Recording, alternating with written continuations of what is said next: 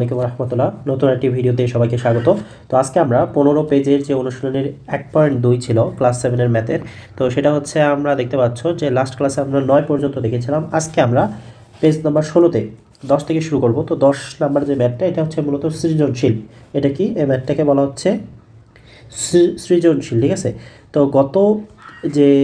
গত কয়েক বছর আর কি সৃজনশীল সিস্টেমটা ছিল না, বইটা একদম আলাদা ছিল। তো যার কারণে দেখা যাচ্ছে কেউ যদি গত বছরের বইটা দেখো বা গত বছরের বই থেকে হেল্প নিতে চাও, তাহলে অতটাও তোমাদের কোনো কাজে আসবে না। আর আমার একটু ঠান্ডা লেগেছে, তো সেই ক্ষেত্রে তোমাদের হয়তো বুঝতে অসুবিধা হতে পারে। তো তবে কোনো কিছু যদি না জানো বা না বুঝতে পারো, তাহলে অবশ্যই কমেন্টে জানাবা। তো দেখো, প্রথমে আমাদের যে ম্যাথটা বলতেছে যে 10 নম্বর ম্যাথ, এখানে বলা হচ্ছে যে একজন কৃষক বাগান করার জন্য 595টি চারা গাছ কিনে আনেন। তাহলে একজন কৃষক কী করতেছে দেখো, খেয়াল করো কী করবে। সবসময় তোমাদের ম্যাথ করার সময় একটা জিনিস সবসময় খেয়াল করবা যে সব কিছু গুরুত্ব দেওয়ার দরকার নাই, কিছু কিছু জিনিস খেয়াল করবা। যেমন এখানে 595 চারা গাছ এবং বাগান। তাহলে দেখতে পাচ্ছ যে একজন কৃষক কী করবে, 595টি চারা গাছ কিনতেছে কী জন্য, এই যে কিনতেছে বাগান করার জন্য। প্রত্যেকটির দাম কয় টাকা, মূল্যগত 12 টাকা। প্রত্যেকটি কয়টি যদি বলা হয় যে প্রত্যেকটির দাম কত, তাহলে 12 টাকা। আবার যদি বলা হয় সবগুলোর দাম কত, তাহলে আমরা যেভাবে করি ওইভাবে করার চেষ্টা করব। তা দেখো, প্রথমে যেটা বলতেছে যে চারা গাছগুলো কিনতে তার কত টাকা খরচ হয়েছে, তাহলে আমরা কটা এখানেই করে ফেলি। হ্যাঁ, তাহলে কি বলছে, চারা গাছ কিনতে তার কত খরচ হয়েছে, ক নাম্বার আমরা লিখলাম এখানে। তাহলে খেয়াল করো যে একটি চারা গাছ কিনতে তার খরচ কত হয়। একটি চারা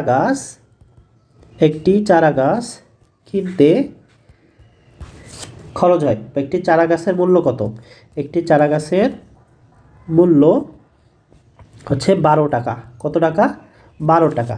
ভালো, তাহলে হচ্ছে 500 কতগুলা, 595। তাহলে 595টি চারা গাছের মূল্য, তাহলে এখানে কি হবে, 595 গুণ 12। তাহলে 595 আর 12 গুণ করলে কত হয়, 595 আর 12 গুণ করলে তোমরা গুণ করে দেখবা, এটা আসবে হচ্ছে 7140 টাকা। তাহলে এখানে আমরা কি হচ্ছে যে চারা গাছগুলো কিনতে তার কত খরচ হলো, 7140 টাকা। চারা গাছগুলো কিনতে খরচ হয় 7140 টাকা, ঠিক আছে। আচ্ছা, এবার পরে ম্যাথটা আমাদের এই 7140টা হচ্ছে দেখো গ নাম্বারে লাগবে, ঠিক আছে। 7140 গ নাম্বারে লাগবে, তো খেয়াল করতে হবে। তো খ নাম্বার যে পরের ম্যাথটা আছে, খ নাম্বার বলতেছে যে বাগানে প্রত্যেক সারিতে সমান সংখ্যক গাছ লাগানোর পর কয়টি চারা গাছ অবশিষ্ট থাকবে। তাহলে আমরা এই ধরনের ম্যাথ কিন্তু করেছি, তাই না, যে বর্গের ম্যাথ করেছি। যে সমান সংখ্যক বলতেছে বাগানে প্রত্যেক সারিতে সমান সংখ্যক গাছ লাগানোর পর কয়টি চারা গাছ অবশিষ্ট থাকবে। তাহলে হচ্ছে বর্গমূল বের করার যে আমাদের সাধারণ একটি নিয়ম আছে, আমরা ওইভাবেই এটা বের করার চেষ্টা করব, ঠিক আছে। আচ্ছা, তো এই তো আমরা চলে আসলাম ফাঁকা একটি পেজে। তো এবার হচ্ছে আমাদের কত ছিল, 595 না। তাহলে আমরা একটু তুলে ফেলি। কি লিখলাম দেখো, খ নাম্বার লিখলাম যে বাগানে প্রত্যেক সারিতে সমান সংখ্যক গাছ, এটা কি, গাছ লাগানোর পর অবশিষ্ট চারা গাছই হবে 595 এর বর্গমূল, ঠিক আছে। আচ্ছা, তাহলে কি বাগানে প্রত্যেক সারিতে সমান সংখ্যক গাছ লাগানোর পর অবশিষ্ট চারা গাছই হবে 595 এর কি বর্গমূল নির্ণয়। এটা পারলে লিখে নিবা, হ্যাঁ, লিখলে ভালো হবে। নির্ণয় করার সময় প্রাপ্ত ভাগশেষের সমান। আচ্ছা, আমরা লিখে নিলাম। এবার আমরা কি করব, 595 আমরা এটা হচ্ছে যে ভাগশেষ, মানে যে অবশিষ্ট চারা, সেটা আমরা বের করার চেষ্টা করব। তাহলে 595 লিখে ফেললাম। নিয়ম হচ্ছে নিলাম উপরে হচ্ছে তোমার একটি মানে দুইটা করে আমরা নিয়ে নিলাম আর কি, যেহেতু এখানে একটা আছে তাই একটাই নিব। তো নিয়মটা কি, যে কাছাকাছি বর্গ সংখ্যাতে যাইতে হবে। তো 5-এর কাছাকাছি বর্গ সংখ্যা কি, একটা আছে 4 আর একটা আছে কত, 9। 9 হচ্ছে 5-এর থেকে বড় হয়ে যাচ্ছে না, 2-এর স্কোয়ার করলে কত হয় 4, আর 3-এর স্কোয়ার করলে কত হয় 9। তাহলে আমরা যদি 2-এর স্কোয়ার করি তাহলে 5-এর কাছাকাছি যাচ্ছে, কিন্তু 3-এর স্কোয়ার করলে 9 পার হয়ে যাচ্ছে। তো আমরা কি করব, যেহেতু কাছাকাছি যাইতে হবে তাহলে 4 নিব। আর হচ্ছে 4 কিসের কোনটা এর বর্গমূল কত, 4-এর বর্গমূল হচ্ছে 2। এবার বাদ দিলে কত হচ্ছে, এখানে 5 থেকে বাদ দিলে কত হচ্ছে, 1 হচ্ছে।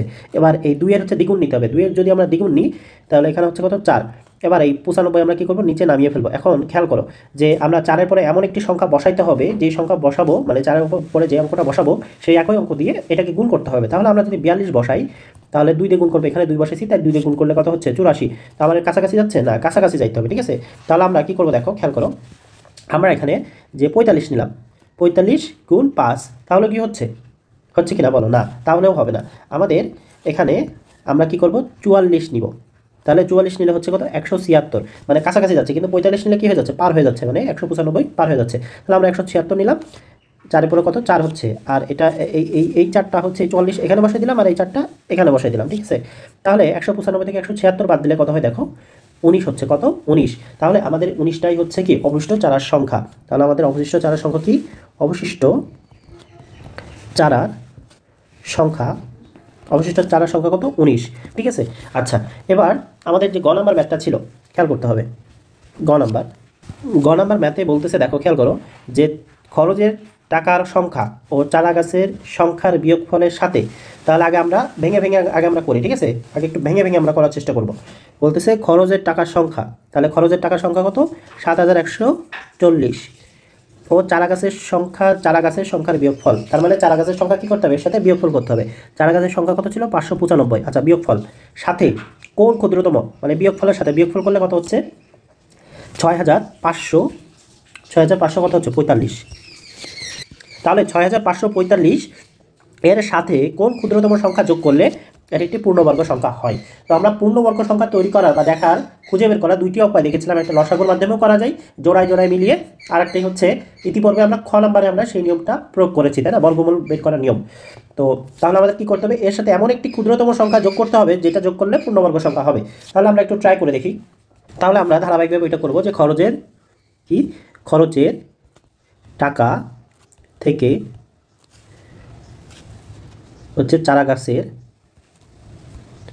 গাছের সংখ্যা বিয়োগফল বিয়োগফল কত হচ্ছে, ওই যে 7140 থেকে আমরা কি করব, 7140 থেকে 595 বাদ দেবো, বাদ দিলে কত হচ্ছে, 6545। তাহলে 6545 এর আমরা কী করতে হবে, এবার হচ্ছে 6545 হচ্ছে আমরা বর্গমূল বের করবো। তো এটা বর্গমূল করলে কত হচ্ছে, 65-র কাছাকাছি কি যায়, 7-7 49, 28-টা 64, তার মানে 8 যাচ্ছে, তাই না, এই যে 8 64 বাদ দিলে কত হয়, বাদ দিলে হয় হচ্ছে তোমার, এখানে বাদ দিলে হচ্ছে 1। আচ্ছা, এবার 8-এর দ্বিগুণ নিতে হবে, দ্বিগুণ নিলে আমার এখানে কত দিচ্ছি, 16। আচ্ছা, এবার 45 আমি নিচে নামাইলাম। এবার 100, এই 16-র সাথে আমি যদি 1 নিই, এখানেও 1 গুণ করতে হবে, এখানে যদি 2 নিই, এখানে 2 গুণ করতে হবে, এখানে 3 নিই, 3 গুণ করতে হবে। এখন আমি যদি এখানে মনে করো 1 নিই, এই যে 61 নিই, তাহলে এই অ্যান্সার কত হচ্ছে, 161 না, তাহলে 145 পার হয়ে যাচ্ছে না।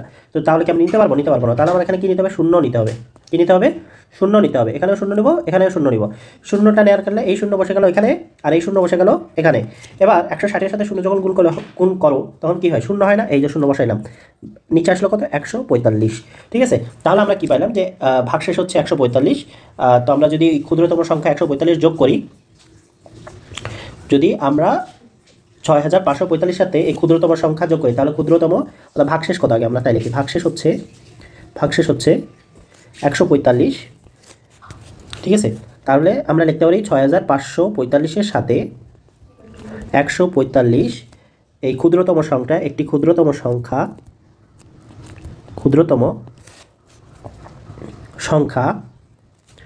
যোগ করলে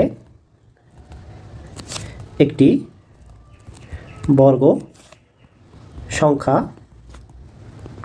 পাওয়া যাবে, ঠিক আছে। বর্গ সংখ্যা কী করা যাবে, পাওয়া যাবে। তাহলে 6545-এর সাথে 145 একটি ক্ষুদ্রতম সংখ্যা যোগ করলে একটি বর্গ সংখ্যা পাওয়া যাবে। তো ক্ষুদ্রতম সংখ্যা দেখো, তো এটা হচ্ছে পাওয়া যাবে, কিন্তু এখানে আরেকটা টুইস্ট আছে। টুইস্টটা হচ্ছে আমাদের এখানে কত ছিল, 80 না। তো আমাদের এটা করতে হবে কত, আমাদের এখানে হচ্ছে 80 না হয়ে হবে কত, বর্গমূল হবে আমাদের তখন 81, বর্গমূল হবে 81, ঠিক আছে। বর্গমূল হবে কত, 81। তাহলে 80 + 1 81 হচ্ছে, তাহলে 81 হচ্ছে, 81 এর বর্গ সংখ্যা কত হচ্ছে, দেখো 81 এর বর্গ সংখ্যা 81 গুণ 81 করলে কত হচ্ছে দেখো, 6000 561। তাহলে আমাদের কি হচ্ছে না কিন্তু। তাহলে আমাদের হচ্ছে যে সংখ্যাটা আমরা পাচ্ছিলাম, মানে 6545-এর সাথে 145 যোগ করে যেটা আসছিল সেটা, আর এটা কি এক না কিন্তু। তাহলে আমরা নির্ণয় লিখতে পারি যে নির্ণয়